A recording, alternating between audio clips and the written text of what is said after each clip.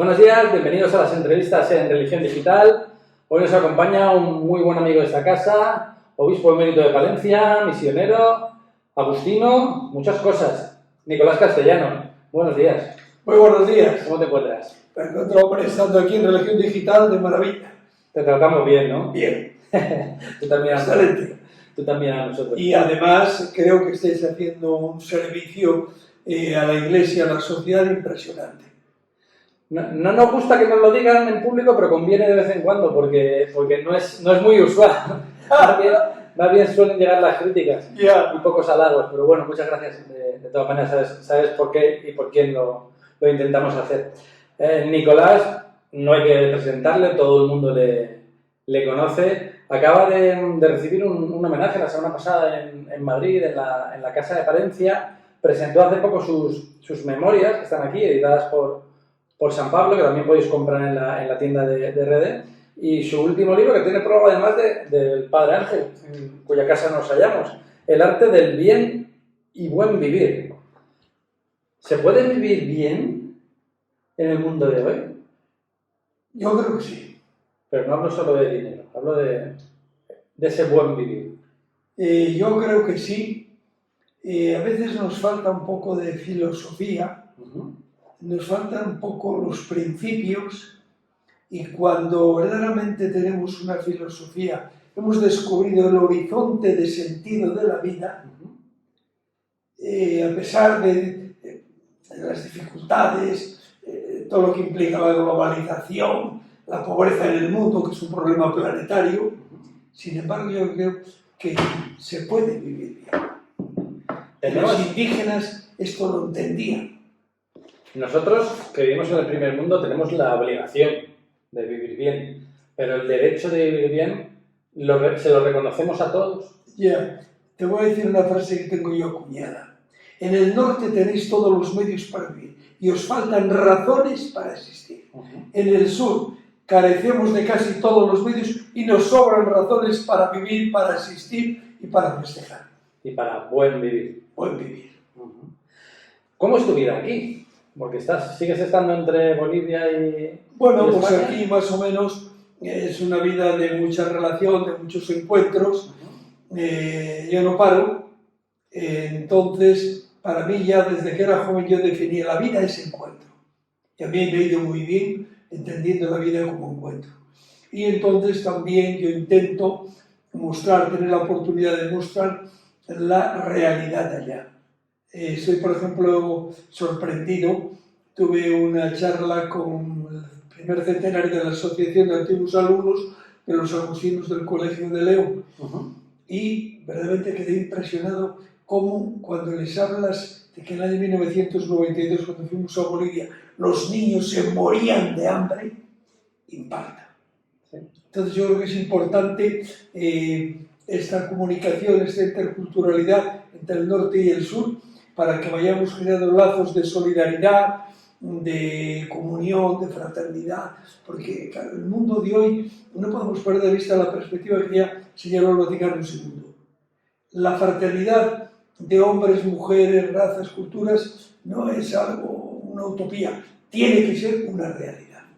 Una fraternidad que casa mucho con el concepto de globalización, en principio, pero es verdad que vivimos en un mundo tan globalizado en el que, curiosamente, cada vez nos preocupa menos lo que suceda lejos, aunque sepamos lo que pasa. Nos preocupa más, y es lógico, la guerra de Ucrania o el día a día aquí, y las trifulcas políticas, que en época preelectoral en la que estamos inmersos desde hace años es algo común, pero no el dolor de aquellos que antes teníamos la excusa de no saber. Sí. Pero hoy día no hay excusa ninguna. Somos mucho más responsables ahora de la suerte de los empobrecidos que antes. Pero el sistema nos engulle y no vemos más que lo que tenemos delante. Sin embargo, claro, para mí la pobreza es un problema planetario y la felicidad depende para todos en la medida que ayudemos a reducir las fronteras de la pobreza,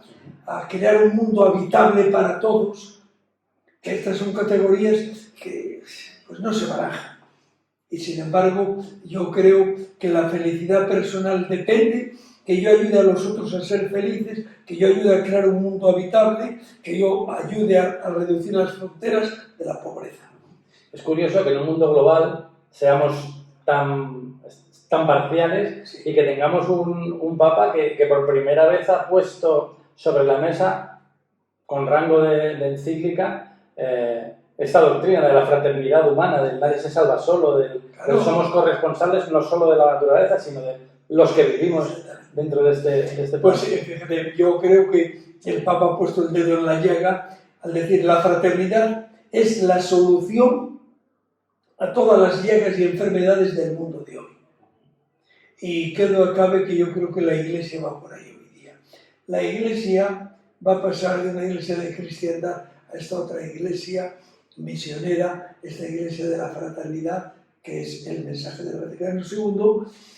Y entonces yo creo que esta iglesia fundada en la religión, fundamentada en la religión, no en el Evangelio, lleva de perder y desaparecer.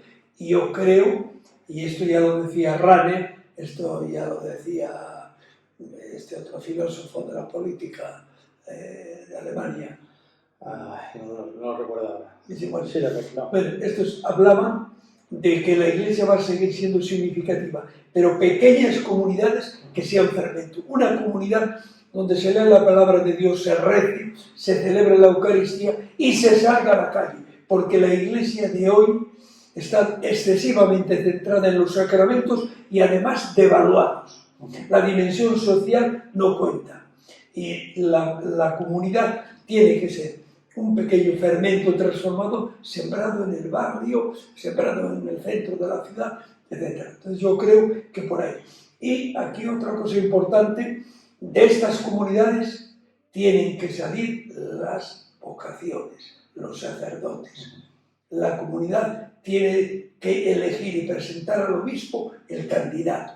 Pues entonces debemos estar haciéndolo muy mal, porque la estructura es radicalmente lo contrario. También lo señala en sus últimos libros José María Castillo, esa pelea entre religión, evangelio e iglesia, pero es verdad que la estructura de la institución no fomenta precisamente esa participación, no, a pesar de que ahora estamos con el ambiente sinodal y todo esto, pero da la sensación de que parecen casi más juegos florales que realidades, no sé cómo lo ves. Sí, efectivamente el tema es serio, y para mí este es el tema central, el tema central de la iglesia.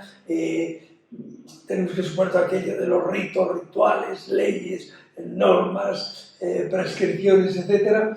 Y aquí, si te das cuenta, Jesús realiza un proyecto de humanización.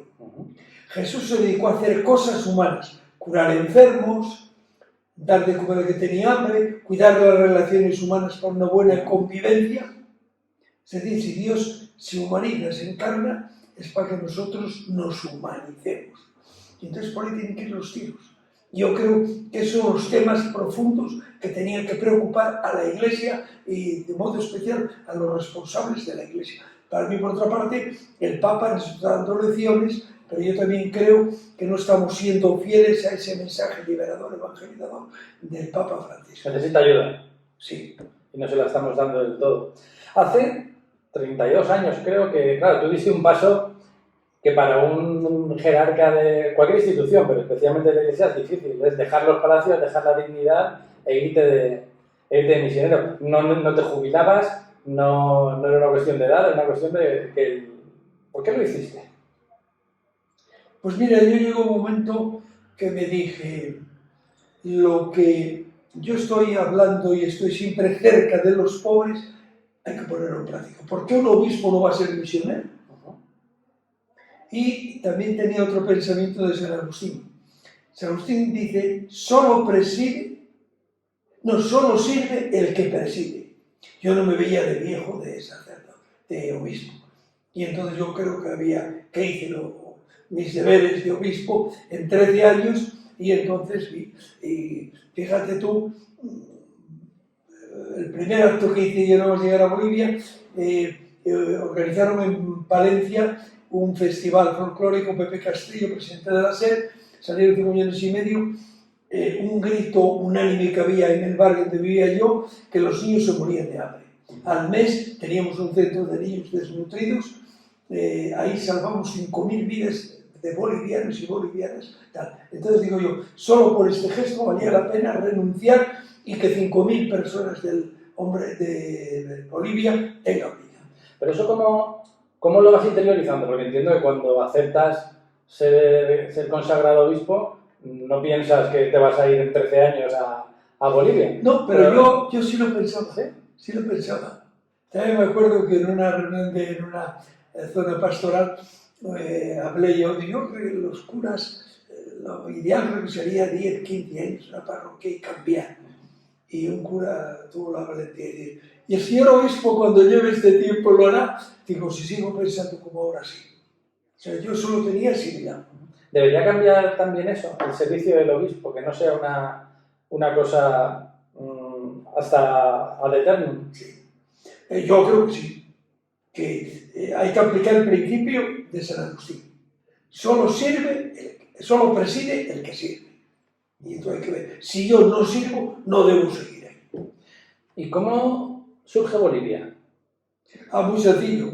A mí me invitaron los agustinos de Bolivia, que eran holandeses, a darles unas charlas en 1988. Y yo estaba dándole vueltas, buscando la forma de renunciar, etc. Y me enamoré de Bolivia, de la gente. Y una segunda razón, Bolivia es el país más pobre después de Haití. Esa fue la idea de ir a Bolivia y se realizó. Bueno, te he visto que tuve dificultades, porque 4 obispos me rechazaron. Ajá. 4 obispos no me aceptaban. Supongo que aquí tampoco alguno intentaría que no te fueras. No creas. Quería que te fueras. No, me felicitaron. ¿Ah, sí? Me acuerdo una carta muy cordial, muy entrañable del cardenal Marcelo, felicitándome, me pareció una decisión bien tomada, etc. Luego pues ya se piensa, cada uno piensa como quiere. Claro. Estos 30 años largos en Bolivia, ¿cómo te han cambiado? ¿Cómo ha cambiado el Nicolás que decidió? Bueno, pues yo creo que no he cambiado. Yo creo que sigo la misma línea. Para mí la opción por los pobres la tuve clara cuando fui agustino, cuando fui obispo de Palencia, y te cambia en el sentido, hombre, que te haces más sensible a esas necesidades. A mí me rompe el alma que los niños en Bolivia no pueden hacer 3 comidas al día.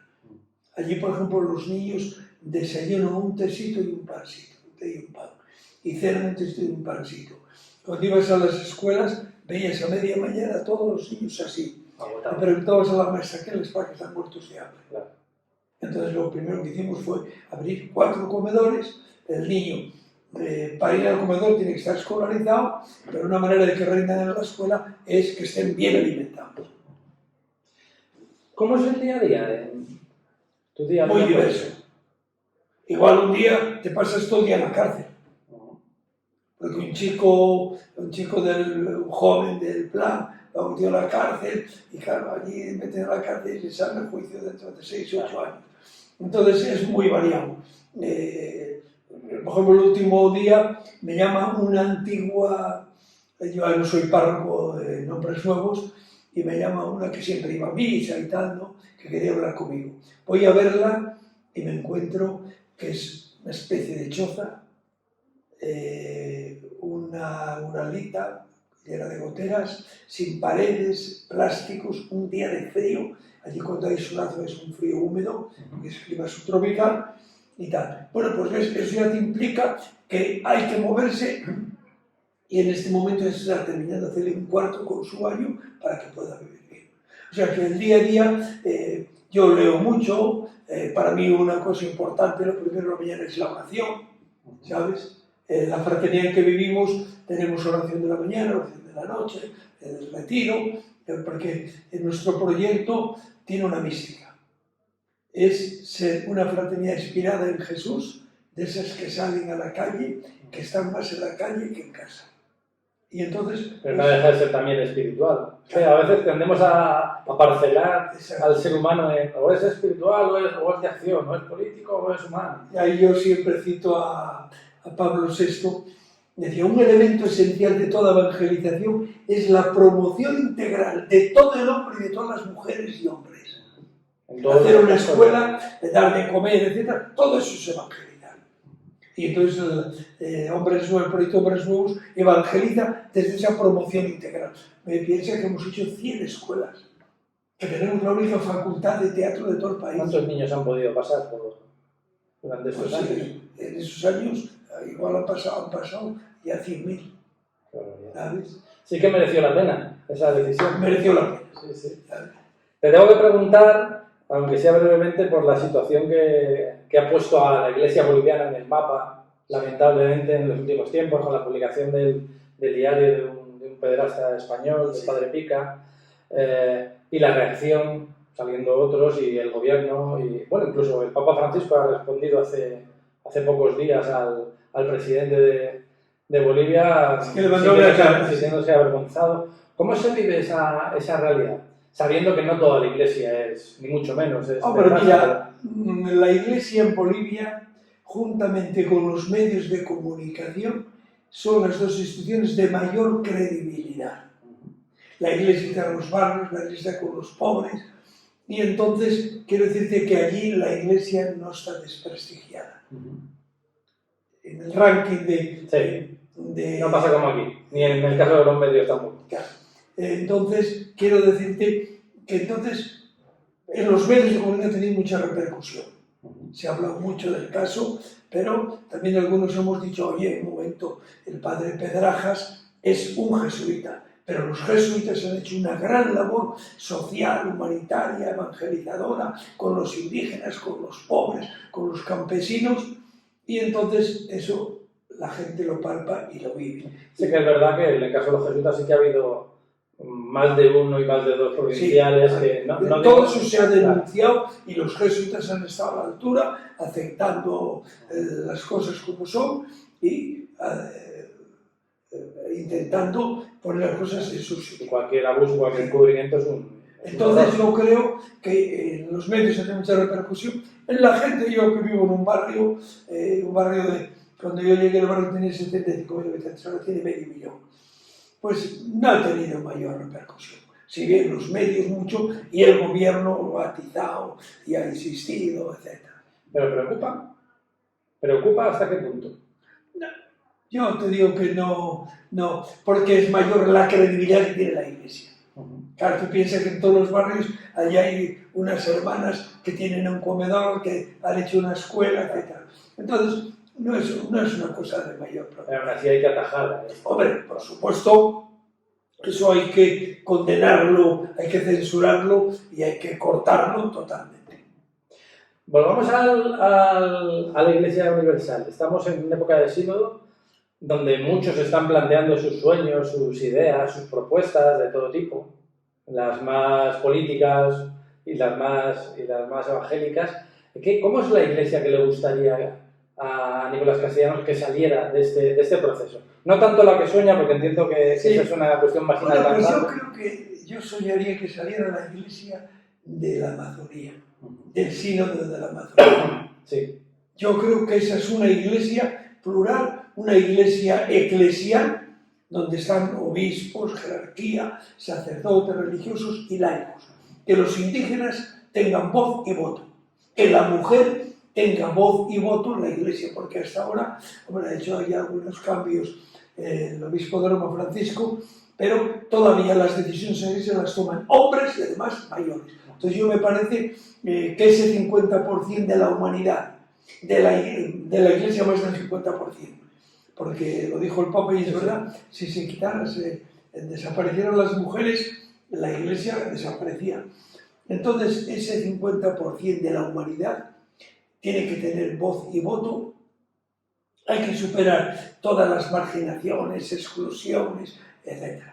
La CEAMA es un proyecto que va en ese sentido, la conferencia eclesial, no episcopal, la conferencia eclesial de la Amazonía. Pero fíjate tú que el Papa ha introducido asamblea, o sea, sabes que cuando los obispos hablaron de otra conferencia como la de Medellín, Puebla, aparecía, etc., el Papa dijo, no, mejor que sea asamblea eclesial, de todo el pueblo de Dios. que en definitiva es el pensamiento de la eclesiología de comunión del Vaticano II.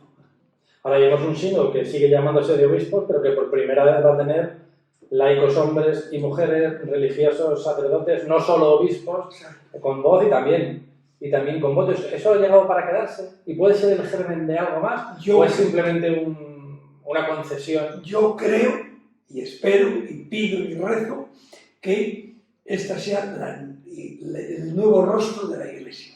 Una Iglesia sinodal, que es lo que fue desde el principio, y es una pena que eso no lo recuperemos. Y yo tengo la esperanza, y rezo y lo pido, que la Iglesia sea verdaderamente sinodal, como quiere el Papa Francisco. ¿Y estamos preparados para participar de verdad en una iglesia sinodal? Porque a mí me da la sensación de que al menos en la iglesia española como que siguen estando los mismos con los apellidos que les quieran poner y que el grueso del fiel se ha ido apartando, se ha ido alejando y todo esto le suena muy lejano. Como si ahora tuviéramos las herramientas para participar que durante muchos años la generación de mis padres y la vuestra pidió, pero no tengamos ahora a la gente preparada y con ganas para hacer la lucha desde dentro.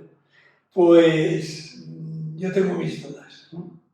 Y me temo porque el mensaje del Papa es muy claro, muy liberador, y sin embargo, hasta qué punto obispos, sacerdotes, laicos, religiosos, asumimos ese mensaje. Entonces la cosa no es fácil. Pero claro, hay que empezar a dar pasos y hay que tener mucha fe en el Espíritu Santo. Para mí, una de las deficiencias de la Iglesia de hoy es que no tenemos creatividad y confiamos poco en el Espíritu Santo. Hay que fiarse más del Espíritu Santo, hay que rezarlo mucho, porque yo creo que el Espíritu Santo nos está abriendo caminos nuevos para que la Iglesia verdaderamente sea fermento transformador, sea esa fraternidad de fraternidades. Orar, confiar y trabajar, casi el lema de los antiguos monjes. Hay que ser tercamente perseverantes. Todo se consigue. Nosotros, un lema de nuestro proyecto Hombres Nuevos, tercamente perseverantes. Se consigue todo. Hemos hecho 100 escuelas, tenemos una escuela de música y todo lo que hacemos nosotros es social para la gente. Y el mejor resultado que tienes es, la gente te dice, desde que llegó Hombres Nuevos tenemos esperanza. Cosa que aquí muchas veces la esperanza brilla por su ausencia. Es verdad. Terminamos ya, Nicolás. No sé si te gusta la pregunta, pero ¿te gustaría ser recordado y cómo te gustaría ser recordado? Bueno, no es una pregunta que nunca me he hecho y tal, pero para mí el modelo es Jesús. Pasar por la vida haciendo el bien, aliviando dolores, sufrimientos, ir creando un mundo habitable para todos, reducir las fronteras de la pobreza. Entonces, como pasó Jesús por la vida haciendo el bien, pues era una persona que hizo el bien.